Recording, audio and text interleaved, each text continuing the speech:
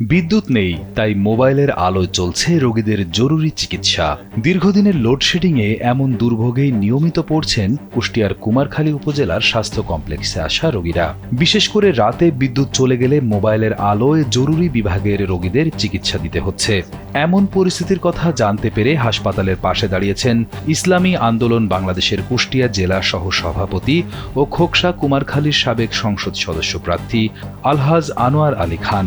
বৃহস্পতিবার দুপুরে হাসপাতাল কর্তৃপক্ষের কাছে ৮৭,৫০০ টাকা মূল্যের একটি আইপিএস তুলে দেন তিনি।